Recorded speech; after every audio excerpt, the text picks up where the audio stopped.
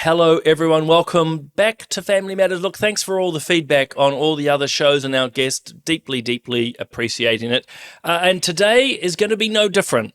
We've got what I think is a fascinating topic and one wonderful speaker. He's a friend of mine, a friend of the show, hopefully known to many of you. It's Brendan Malone. He's a cultural commentator. He has amazing insights across a whole lot of issues and very much the one we're about to discuss today. So Brendan, welcome to the show. Thank you, Simon. And I don't know what to make of that very kind introduction. I'll just humbly say anything wise out of my mouth, A, all glory goes to God, and B, it's because I've read other smarter people first. Well, humility is an important virtue, one that I should probably exercise more often, but the words are true. I think there's Simon, you'd be perfect if you weren't so modest, my friend. Well, I think good humour is another thing important. As you know, both of us have been, if you will, in the conservative fight, particularly on issues of life. But no, please take the compliment. You do some amazing work. Amongst other things, people actually, before we jump into the topic today, be aware of the work that Brendan leads, particularly through Activate, very much a pro-life. And actually is it LifeNet is the wider work that you're involved with? Yeah. So lifenet.org.nz, and also we have the podcast too, the Dispatches. People can find that online too as well. So Brendan has amazing commentary, and it's actually been through that commentary and actually sitting down with him a few weeks ago at his Activate conference where he was talking about, well, two ideas that are interlinked, the rise of the managerial class and technocracy. And I suspect, Brendan, for many of our viewers and listeners, they're not ideas or words or phrases they've heard before. So talk us through your take, your view, your perspective on this technocracy and this rise of the managerial class.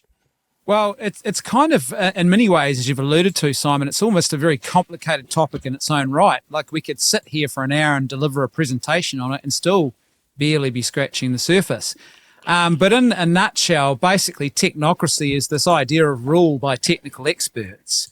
And most people probably weren't aware of it. They might have heard the phrase thrown around at different times prior to 2019. But I think after 2020, February 2020 onwards, when COVID hit, I think everyone suddenly became very aware of what technocracy meant because we all heard the phrase repeated over and over again, trust the experts. And in a nutshell, if you go back to the original source of something like oligarchy, the idea of rule by appropriately qualified people, a group of qualified people will rule the majority. If you go right back to Plato, his idea of oligarchy is that you have fitting people who've got the appropriate qualifications. And he didn't necessarily mean technical skills. He meant things like virtue and the various virtues you need to govern well. And so, you could understand and you could see a society, I think, in which we could probably live quite happily under a very virtuous oligarchy. We often use that as a pejorative term, but I think I could live comfortably under a group of people who are very qualified and virtuous people who are governing well, because lots of institutions I'm part of in my life are governed in that way. I don't have any sort of democratic say, but they function well and virtues are followed. But then what happens is it's really after Francis Bacon and the father of modern empiricism and the modern scientific revolution, that all of a sudden now oligarchy shifts. And it's not so much Plato's idea, it's now shifting into this idea that we will have scientists, basically, technical experts who will be the oligarchy, who will be the ruling class. And in fact, Bacon himself wrote an unfinished utopian novel, a fictional tale, about a future world where he envisaged that society being run perfectly by a group of scientific experts, a group of scientists. And that really is a depiction of a technocracy. Star Trek's another great example. It's a scientific utopia they're all governed by, and it's obviously painted in a very positive light in that particular series. I'm pleased you keep using the word utopia because I think that's at the heart of it. I suppose it's part of the human condition almost that we are always seeking a utopia. Within a Christian viewpoint, of course, we understand that that's to come. We try to work towards it as best we can, but we ourselves can't achieve it. But yeah, as you say, the likes of Plato, we philosopher kings, the idea that they could build a good functioning society. And it's really just to emphasize what you said. His base point was developing strong and good character to develop good virtues. But yeah, Bacon onwards and certainly into our much more modern philosophies and now expressed through COVID and other places, it is around science, that through science, technical management, we can order society in a perfect, happy way. It's sort of scientism in a way, which is dangerous in itself. So you're seeing this on that point, Simon. That is very much something that comes on the back of Bacon. So you get empiricism, the idea that only empirically provable things, like can you put it under a microscope and prove it's true? If not, then it can't lay any objective claim on people. Scientism, the idea that scientists are effectively the new priestly class. They are the only guarantors of what is true and what is not. And these things, and even technocracy is a fruit of this. And then also I'd say transhumanism is a fruit. We marry up the human person to technology of either pharmaceutical or, I don't know, computer chips in the brain or whatever to evolve, quote unquote, to a higher state of humanity. These are all flow-on effects from Bacon. Yeah, I mean, one of the things that's bothered me over many years is the use of the definite article "the" in front of the word science. So, the science. It's become dogmatic. I think it's a word you just touched on earlier. It's become a very dogmatic approach that somehow science has singular set views on everything. And I want to stress that, by the way, in our chat, because, of course, there are things which I would say the science has settled. There is gravity. It's a good start. But there are a whole lot of other things. And again, I suppose we keep going to COVID because it's so recent and raw in people's minds. But and climate change would be another. We're just being told that these technocrats, this singular scientific view is the only way forward. And to do it becomes probably the second element, we're talking very managed. They've got their views, their approaches, it must be followed. And so they need more and more structures to enforce, would that be the right word, their will, their intentions? Yeah, and what you've got to understand, a couple of things you've mentioned already, there's a utopian element to this. We use power, and particularly scientific power and prowess, to build a better world. And there's a belief that you can actually do that. And then also, I think people have got to understand, we've talked previously on another episode about James Burnham, who highlights the problem of the managerial classes and the creeping and ever-increasing bureaucracy that we are all now governed by, which we don't vote for, which is not accountable to the public, but which is controlling and setting the direction of so much of our modern life.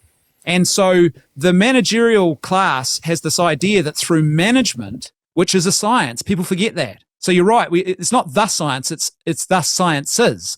And one of those modern sciences is the idea of management, that you use processes and bureaucracy to manage an outcome, to produce an outcome. Now, you go back 90, 100 years, that's not how we were governed. And our lives weren't ruled that way. It's really starting around World War I, post-World War I, particularly post-World War II, and particularly out of America, actually, lots of places, but in America in particular, you start to see things like I know, for example, FDR and Truman were both sort of men who followed in that sort of managerial idea that you could manage even global outcomes through good management and good processes at a global level. And so management itself is actually, and process-driven bureaucracy is actually a tool of technocracy. And we see more and more of that in our lives to try and produce and manage, and really to bring about what you would call safetyism. I know you've talked about this before. Not safety, but safetyism. A utopian, we will make the world better, we will save you through the bureaucratic state. I think actually safetyism, and by the way, for those who go, well, what does he mean by that? So safetyism is very much at the moment, you have to be safe, not just from things physical. And I think an illustration, Brendan, if I might, of both scientism or technocracy, actually to be more accurate, and the managerial classes, all the laws and regulations we all have at the moment around health and safety. If you're involved with business or a charity, you'll all know what I mean, just the oodles and oodles of regulations and criteria. But safetyism now is much broader as well, isn't it? Because it's about, you have to be safe from emotions and ideas. I'm not prepared to listen to ideas that make me upset. And to quote literally from the book, it's the coddling of the mind. Is it Greg Lukendorf and Jonathan Haidt wrote that book, that people have to be safe from ideas that they don't like, and it's got to be managed. Which is why, of course, Brendan, we've got all these, I would suggest, and please comment on this, it's why we're seeing greater and greater pushes to regulate media, to regulate social media, to have hate speech laws, harmful digital communication laws, codes of conduct. I mean, would you see all of these as part of that ecosystem? Oh, absolutely. And I think it's interesting you've highlighted that. Like, think about now, just do a browse of the media over the next couple of days if you're a viewer watching this episode. and consider how many stories you come across where people are asking for the government to basically create regulations, even more and more regulations at an even lower and lower level into our lives to try and bring about safety. It's a very common occurrence. I was reading just yesterday about some passengers who were on that ferry. Was it back in 2023 when it lost power and it was drifting towards the rocks? Now, that would have been a scary experience. I'm normally on that ferry with my family once a year, and so I can appreciate it would have been frightening. But what I was kind of surprised by, because they recovered power and I was going to say floated. They piloted themselves back into Wellington Harbour and all dismounted the ship safely. But there were people reading victim impact statements out at this hearing, and I was kind of a little bit surprised. And I don't mean to demean their experience, but I remember thinking to myself, but what have people actually been a victim of here? They survived. There was no crash. No one was willfully wronged here, but clearly people's sense of emotional stability was harmed. And so that was elevated to this level. Normally you hear about a victim impact statement when someone's been assaulted or the family of a murder victim, things that are quite serious. And now it's becoming lower and lower down the totem, if you like, down the hierarchy of where we're looking for safety. Yeah, I think it's probably slightly tangential, but we are in a situation now where victimhood is a currency. It's one of the currencies, I might argue, thinking off the top of my head, that drives a lot of this technocratic and managerial class. You've got to start dividing people up into those who do the managing and those who are managed. And yeah, that victim narrative, we had it with this was an aircraft that had an engine on fire, which again would be fairly dramatic, but all was well. But the reporting was just, again, including from some of the eyewitnesses, struck me as very disproportionate to what actually happened. So yeah, and I think that's the thing, and I guess the point is that we're really highlighting here is how what you have now is an increasing intrusion of the state and the experts. And what I've noticed as well, something I've been contemplating a lot lately, is that ordinary people start to lose their own competency and confidence in lots of areas. They even think about things like parenting. I need an expert to tell me what to do. But once upon a time, you would have witnessed the role modeling of your own parents or other parents in your close community. But of course, that's broken down now. So maybe you get into parenthood, you're not quite sure what to do. You look for an expert to tell you. You look for a theory of how to parent. And that's just one example of many where basically people's, if you like, their competence and their confidence goes out the window. And often they're afraid to even trust what the Greeks would call prudence, practical wisdom, common sense. They like in COVID, how many people, if they had had a little bit more courage, would have said, hey, it's not common sense to actually do this. We shouldn't actually obsess and follow the quote-unquote experts, because this is one of the big differences between, say, Plato's idea of oligarchy and technocracy. With technocracy, you don't actually have to be wise. You don't have to be older. You could be a young technocrat without much worldly wisdom and still dictating what happens. Whereas that wisdom, that practical wisdom, often goes out the window because we lose confidence to actually trust ourselves and make common sense decisions. Yeah, I mean, I suppose I'm playing devil's advocate for a moment, that would say, are we just romanticizing the past? You know, the corollary to this could be, by the way, it won't surprise you or listeners, I agree with you. We're now surrounded by, look, I hope this doesn't offend anybody, but, you know, I've got lots of friends who have young babies, which is amazing. But the number of them now needing to get sleep experts and sleep doulas and others, and, you know, particularly Rachel and I, and mostly Rachel after her 5 kids, it's like, why do you need an expert? As you say, go and either talk to your mum or your own sort of, it's common sense, but it's just an illustration of more and more experts required to take responsibility. But some might suggest, Brent, too, Simon, on that particular point, once upon a time, you would trust your elders. Not only did you have a relationship with them, but you trusted them. But now that's been attacked, because the idea is, oh no, the old boomers, they're responsible for the bad in the world, or they don't know what they're talking about. Because why? We've got new technology, we've got new knowledge. And Francis Bacon says knowledge is power. And so we must be more powerful. These experts must be more qualified to answer my questions. And it becomes a very creeping sort of philosophy, if you like. It is, and that, actually what you've just explained there is a transfer of trust. We've moved from trusting, if you will, ourselves, our common sense, that prudent, wonderful use of the Greek connection there. We've lost that relationship that we used to have through our family structures, where actually you would talk to your parents, grandparents, aunts and uncles. We've transferred that to these new technocrats that actually don't have much of a relationship with us. That's actually quite profound. I hadn't thought of it that way before, but it's a transfer. Well, and you're right, and it is like the Greeks, when they talked about prudence, what they mean is a right ordering of the virtues, and they really do mean that practical wisdom. Your practical wisdom flows from that, and they also understand that it's only really through age and experience that you start to grow wisdom. We've abandoned that. This idea of and again, we've talked about this previously, but Rousseau, Jean-Jacques Rousseau's idea of a natural state of humanity that was good, and then society corrupts you. As you get older, more and more layers of corruption are laid on you from society. So therefore, what does that mean? Well, young people must be wiser because they're closer to the natural state. And you hear that idea floating around a lot, but it's absolutely not true. It is just not true at all. And I've really discovered this in my own life. I thought I was quite wise and prudent in my 20s and even early 30s. And then all of a sudden, now that I'm closing in on 50, I realize I've actually still got a lot to learn. And I realize, I look back, there's a lot more that I've gained just by being around a bit longer. But doesn't that express as well, because again, these are, I hope listeners are sort of understanding why we're sort of jumping about at one level, but there's lots of little illustrations of this because, as you say, in the past, there was just a sense of that wisdom, that virtue that's been developed. We respected our elders. We didn't need that legislated other than an adage. But now we have to set up all the managerial class, the technocracy sets up all these youth committees and young persons committees that always have to be consulted, and almost to, it's to enforce or, it's not even an overlay, it's to try and replace that wisdom, or rather, I should phrase it as a question. Do you see that all of this growth of these, again, youth advisory councils, youth this, youth that, is part of sort of that managerial dynamic in play, or is it just trying to give them a voice? Well, I think it's part of that, but it's also liberalism. Because remember, what liberalism does is it says that you, the individual young person, that doesn't recognize you as first and foremost being part of a family, the first and most important of all communities. It doesn't recognize you first and foremost as being part of, say, a faith tradition, which is a community. No, first and foremost, you're an individual. And so we've got to hear every individual grouping's voice as if somehow they aren't communal in nature. It's not good enough to hear from the parents. We must hear from the youth as well. And I think another example that's slightly tangential, but I think it perhaps highlights this a little bit, is think about the whole climate change issue.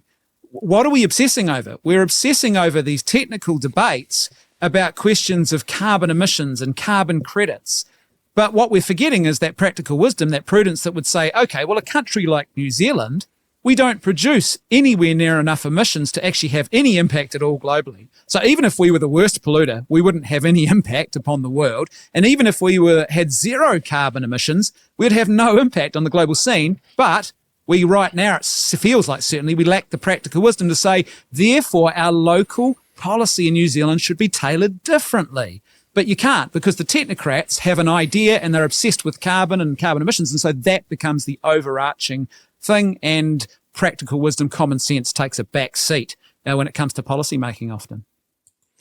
Could I make the argument too that it's a new managerial class or set of structures which comes into play? Because to use the climate change example, you now need a whole pile of bureaucrats, civil servants and doyens to be crunching the numbers, working it all out, reporting back, seeking more regulations and lobbying alongside all the other managers. I mean, you talked earlier around safetyism and health and safety. We can think about all those groups. I'm thinking about our HR departments. Now, no offense to anyone who's listening who's in any of these roles per se, but it's a whole new, as you say, managerial class coming through to implement, well, that technocracy. I know we keep coming back. I'm probably doing a bit of a circular discussion there, but they're implementing a very different way of thinking, and it's actually quite divorced. I think this is your transhumanism. It's actually quite divorced from the human experience.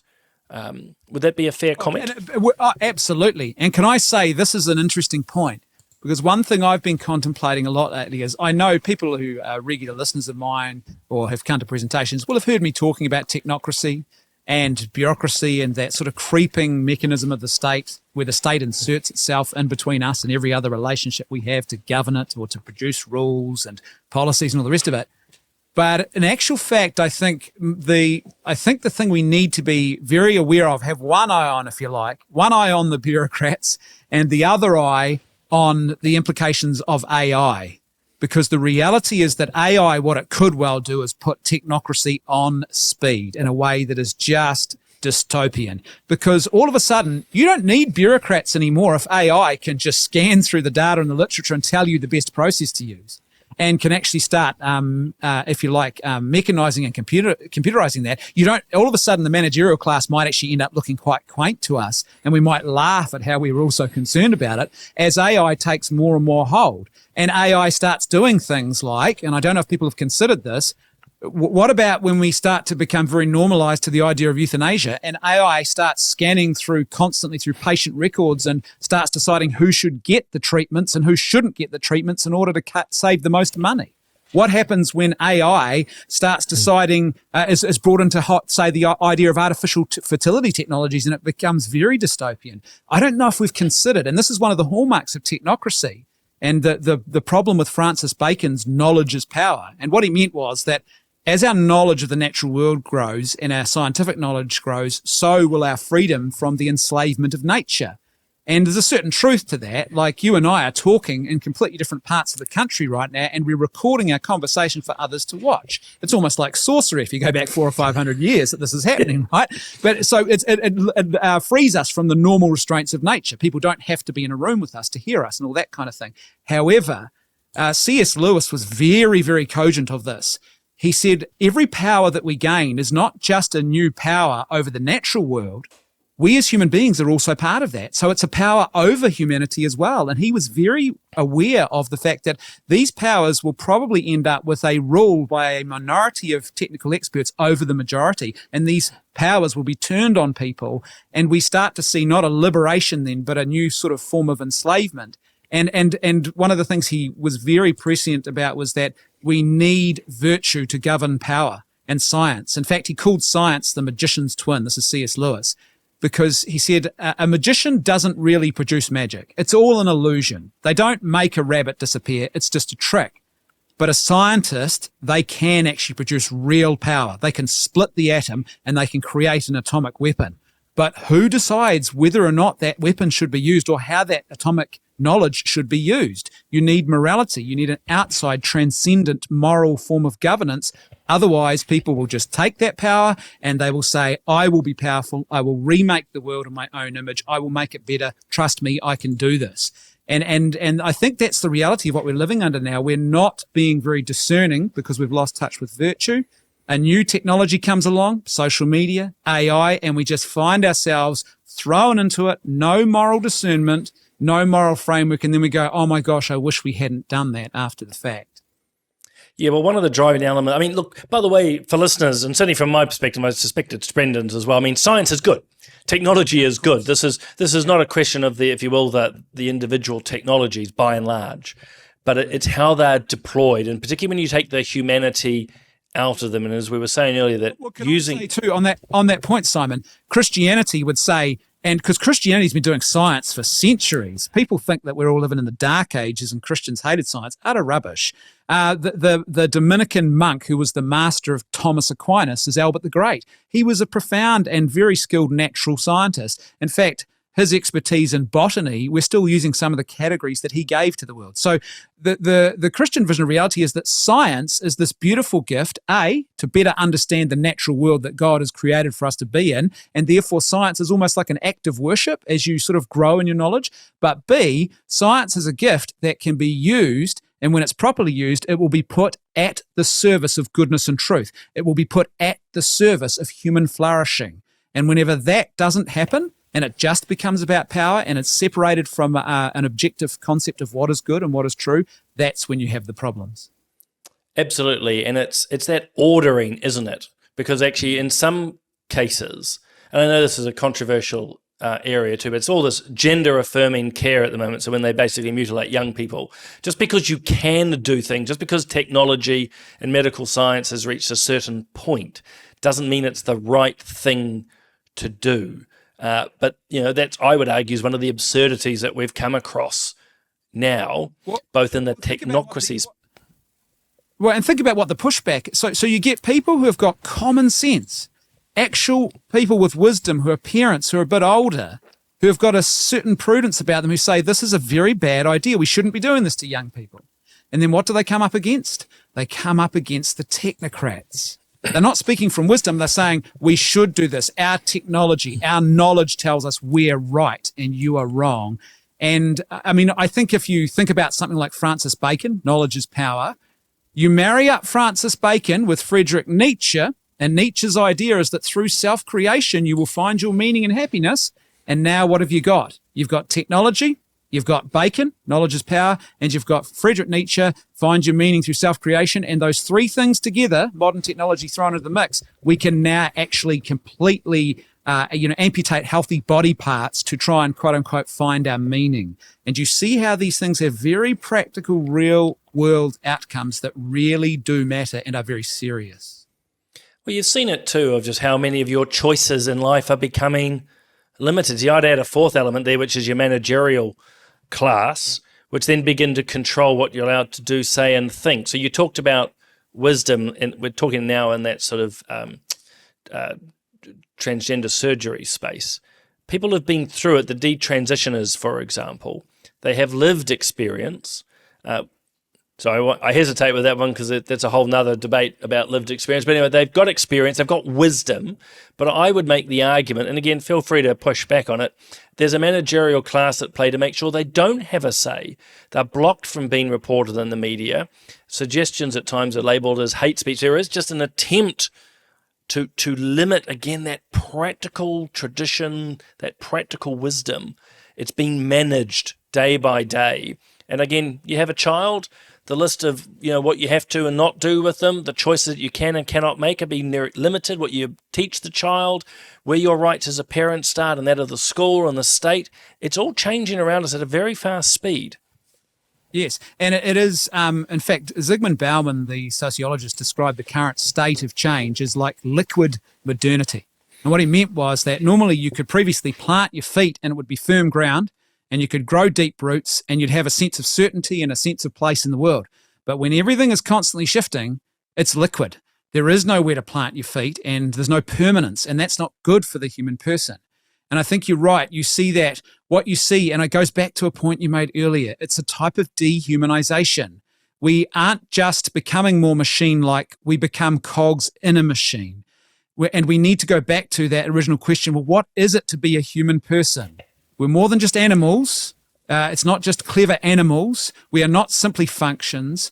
There's something profound here. What is goodness? What is truth? And if you can't answer those questions, because a lot of people today have lost touch with that sacred, transcendent Christian sense of those things, then you go, well, I'm supposed to decide what is true and what is false. And then you quickly realize, I can't do that. So what do? I outsource to the technical experts and they'll tell me. And it really just does become this sort of vicious circle where you're back to the original problem, which is those with the technical power or prowess are deemed to be the ones that we should all be looking to, regardless of what's actually coming out of their mouths often. Well, it's one of the things I said to you before we came online. I was actually at, in this case, a Maxim Institute lecture with a guy called Professor Aroni from Queensland. And long and short, I'll try to summarize his 45-minute lecture, but his basic premise, as I understood it, was that as we've stepped away, he would argue Judeo-Christian values, but even if we need to step back from that, as we've stepped away from that practical wisdom, from virtue, from deep human experience, we've replaced it instead with a myriad of laws and regulations. And I can't help but think, Brendan, that he's right, because actually, as we have lost, if you will, a sense of common purpose or common value, we have replaced it with laws and regulations. I mean, he ran literal numbers for us, but I can't remember them because that's me. But when I think of my own time in Parliament, hundreds and hundreds of laws, thousands and thousands of pages. Anytime something goes wrong, royal commissions and reports, again, more pages, more reports, more recommendations. It just grows and grows and grows. I mean, do you see that as an expression of that A, managerial class, and B, that technocracy? Again, we've just got to have more laws, more regulations, more structures, more to fix the human spirit. Oh, absolutely. And I think it's also, you've got to consider liberalism as well in the mix. Because what liberalism does is it separates you off from community, from family, from tradition, and makes you an individual first and foremost. And what do you need? well, you need a whole new mechanism, a whole new thing to step into the breach where your family used to provide for you, where your church, your tribe used to provide for you. Now the state has to become that mechanism, that thing. And so even with the most diehard libertarian, the more they talk about, let's get the government out of our lives so we can all be individuals, the more radically individualistic we become, the bigger the state has to become to meet all the needs for all the individuals. So it's a vicious circle. I'm increasingly becoming aware of how important history is. And being an avid reader, and I'm reading a lot more now, and over the last, of history in particular, and over the last few years, it's very fascinating to delve into historical accounts. And you realize, despite the popular urban legends, if you go back to the Middle Ages, the king, who actually wielded a divine power in a sense, that was the idea, he actually had very little reach into your own private personal life. As a serf, as a worker, as a family, they didn't actually have the ability to reach in like the modern state does, because they didn't have all the bureaucratic mechanisms. They didn't have all the managerial elites. They didn't have they had the fundamentals. And then everything sort of flowed out from that. And I think more importantly, you were also able to keep the leaders a lot more accountable. Yeah, sure, they might have wielded power at times that was, that was out of control, but there was always a very simple set of commands and thou shalt nots that you were able to judge them by, and hopefully eventually someone would hold them accountable too. Well, see, that's gone out the window now. I mean, how do you hold a bureaucracy to account? You don't even know who you're dealing with. And when you do deal with a person, what do they say? Oh, I'm just a representative of a process, a set of systems. And all of a sudden it's faceless, it's personless, again, it's dehumanized, and it's in our lives.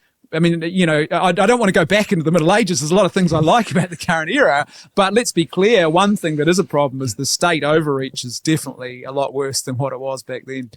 Oh, look, massively so. And having been in that system, and one of the things that struck me, I remember a bureaucrat at the end of a select committee hearing coming up to me. It was a bit robust, as, elected official was critiquing the work that this department was doing. He just said something akin to, Simon, politicians come and go, we remain. And it's always stuck with me, both because it was sort of ominous at one level, but at another, he was sort of right, because we now have, I would suggest to you, a parallel system. And I think it's best expressed in local government, so at council level, because we elect councillors and mayors, and that's all jolly decent, but without being uncharitable to them, they actually don't run the show. There's the chief executive of the council and the thousands or tens of thousands, in Auckland's case, of technocrats and managers, and it's becoming a bit more like that in Parliament. Parliament passes a law but hands enormous power over to technocrats and managers to write the regulations. So it's almost, and I'll phrase this as a question, it's almost not democratic anymore. We actually don't have as much say over the structures as we think we do. No, it's a veneer, I would argue. And I've been contemplating this with, I guess you'd say, amusement, because I've been on a journey over the last 10 years of really reading different philosophers and understanding that democracy, I guess there's two approaches you could take to democracy. One is to say democracy is where you get a vote. Another one is to say that a democratic society is one where you are free to criticize the regime without punishment. And that's the kind of one I think we all want to live in. But there's certainly this sort of glamorizing of the individual vote and the power of democracy. But in actual fact, increasingly what you're seeing now is that really it's a veneer in a lot of cases. And you're right, it's the sense in which, well, who's really in charge? Look at America right now. Joe Biden's the president, but Joe Biden is definitely not running the show. And who knows who's running that? We don't know who's running the show. That's the madness. And that's not a judgment about for or against Joe Biden. It's just he's clearly not running the show, and no one knows who is actually running the show. And I think of something like our euthanasia laws here in New Zealand. Who voted in a referendum to have euthanasias be legal on public beaches? No one did. Who decided? What politician decided that? None of them did. That was bureaucrats and policymakers. And then when the the Euthanasia Oversight Committee hasn't been meeting for many, many months, and they're supposed to check all the death reports. That's their job, to see if there's problems occurring. They haven't been meeting. They haven't been checking the reports. Who's actually keeping them accountable? no one appears to be actually checking in to say, hey, guys, are you actually doing what you're supposed to be doing? You remember we passed this legislation as politicians, but are you doing what the legislation says? And they haven't been doing it. They're creating policies that no one voted on. It's a very bizarre sort of spectacle. But I kind of sense maybe, Simon, we're a little bit afraid to admit that the emperor has no clothes here because it has some big implications and it almost seems too hard to wrestle with and maybe address in a meaningful way. We maybe don't know what to do about the problem. I think you're right. I mean, it's just so large now. And also we've sort of accepted a lot of the conveniences which come with that. I mean, to use the earlier example, you were talking about how technologies do improve our lives, but they do come also with a cost. So I think it's something like cell phones. It's amazing what we can do with them now, but actually they've captured us also. They're just so dominating in our lives and activities that there is a downside to it. And I think that's the same with the bureaucracies. I mean, it gets our roads, usually sorted. Won't take us down the pothole debate. But, there's a lot of amazing things. When you think about our societies, the fact that there's clean water, your rubbish gets collected, the roads by and large work, the lights are on, amazing. But at the same time, that level of control is phenomenal. And by that control, yeah. And I'd also say, Simon, do we have as much genuine connection to those things that are going on? Like I think like one of the things, if we go back to your point again about authentic humanity, is it's relational. And the Christian vision is you have a relationship with God, first and foremost. Then you have a relationship with your neighbor. And thirdly, you have a relationship with the created order. We call that stewardship over nature. And that means we're meant to have a connection, a hands-on connection. But it's great that our rubbish comes and gets collected. I'm not complaining about that. But the reality is, how many of those processes are now automated? How much of that are we really connected with a sense of, like, we're consumers who create waste and then we're told to put it in the right bin.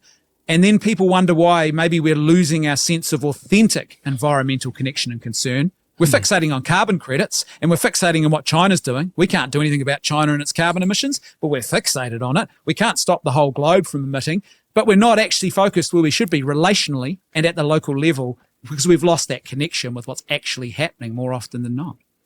I'd make the further argument that it's also why we have people who are much more anxious, depressed, worried, because those connections, as you say, are lost. It's very uncertain. We've lost our own authority to act in some ways. It's why we've talked about it previously, the whole idea of subsidiarity, self-governance. Yeah, it is. And that's, I suppose, one of that big thing, and I want to keep coming back as we wrap up for listeners. Again, it's not saying that elements of technology or people working in the civil service are wrong or bad. It's that wider dynamic that actually it takes away an enormous amount of responsibility from ourselves and to be able to live our lives freely. And I just like the fact, Brendan, you keep coming back to relationship. It actually does build relationships. So I suppose the last, and I was trying to get to it earlier, then I distracted myself. Are we just being romantics? This is the devil's advocate question. Are we just being romantics that the past was amazing and that, all this is just a bit too much change? We're the Grandpa Simpson. I don't like change. Is that really what's happening here, or do you see something far more fundamental? Are we Luddites? Those young people on their phones. No, I think it's actually, it is a lot more serious than that. And I think we need to recognize that there's a whole big, I would call it, I guess C.S. Lewis might talk about the great divorce in a sense, but we have in a sense become increasingly divorced from our humanity and from an authentic humanity, from an authentic community. And it's certainly not a romanticize. There's a danger. Some people can certainly do that, romanticize the past. But I think what we're failing to do is perhaps recognize the ways in which technology and an inappropriate and unbounded use of technology has actually created a whole lot of harms in our world and ways in which we have lost touch with an authentic human anthropology. So I don't think there's so much, that is always a danger, right? You look back and you go, oh, the good old days, they were better and all the rest of it. But I think in actual fact, no, we are grappling with some very real issues here. They are serious. And I think it's a matter of, the simple question I would always ask is this technology or this involvement of technology helping my humanity to flourish? Or is it actually an impediment to that? And you can see a lot of ways in which the technology has become an impediment. And I think too, part of it is we've got to be very aware of the fact that we don't like suffering anymore. It's a very foreign concept. We like our comfort. And I get that. We all like to be comfortable, but I think a lot of it is a perceived security, which very quickly could come to an end with a simple shift in economic fortunes. And we just need to be aware of that fact. And all of a sudden we might be forced back into a scenario where we do have to live a little bit more uncomfortably again and rediscover a more authentic humanity in the process. Yeah, well, particularly when you link concepts like technocracy and a managerial class to utilitarianism, I think you can see a chilling dynamic down the line that actually technology is going to be applied in a way that says, are you functioning well for society or not on whatever metric they choose? Again, that wider humanity is lost. And I suppose for me to sort of sum up what you were saying around technocracy, in many ways, it's about technology being developed just for its own sake and its own good and its own imperative, rather than, as you said, does this help humanity? Does this help develop our character? Does it help develop our virtues? That perhaps is the question that each of us needs to ask. I say too, Simon, even at that basic level, you're sort of wondering where would that start, my authentic human flourishing. It has to start with a sense of wonder. Do I have wonder? Am I captured by the world around me, or has my technology basically bored me to senselessness in a sense? I don't need to wonder anymore. I don't need to know. It's all done for me. It's all my car, drives me where I want to go and all that, everything. There's no wonder in the world. Wonder is essential for human flourishing. I think wonder is the beginning of things like not just a sense of really discovering beauty and flourishing, but also a greater moral life, a greater life of virtue. It really does matter. And okay, perhaps at times I could be accused, and you as well, maybe of being a bit guilty of romanticizing things, but you know what? There's also a sense of wonder about what could be there. And that's that aspirational thing, that noble quest that we should all be on, not dulled down by our screens with no sense of wonder at all. Well, I think you've nailed it.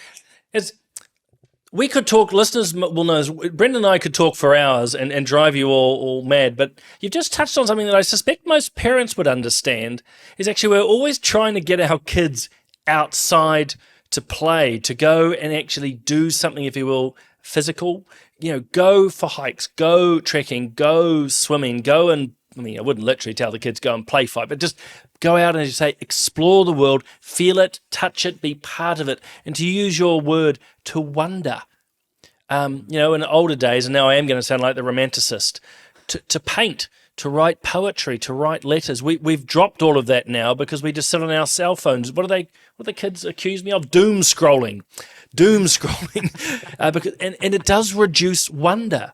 We don't actually wonder in the same way we used to. I think that's quite profound what you just shared. Well, look, it's, as I said, wiser minds than I have taught me well. I'll say that. And I think one very wise former parish priest that I had, who's now a bishop, Bishop John Adams, once said, I remember him saying this, that we are, in fact, he said it multiple times, we are human beings, not human doings. It's not about our function. It's not about function. It should be about our being and being in the world. Well, I think that's a brilliant way to end, including that Bishop Adams is a very smart cookie. He and I were in seminary together, so hopefully some of his wisdom rubbed off on me. Brendan, thank you so much for coming back on the show. I always appreciate, I know our viewers do as well, your insights, thoughts, and the way that you just articulate them in a way that's easily understood. It's deeply appreciated. So thanks again. Thanks, Simon. And again, I guess thank you to the technology that allows us to enable human flourishing after all we've talked about. Fantastic. Thanks, Brendan.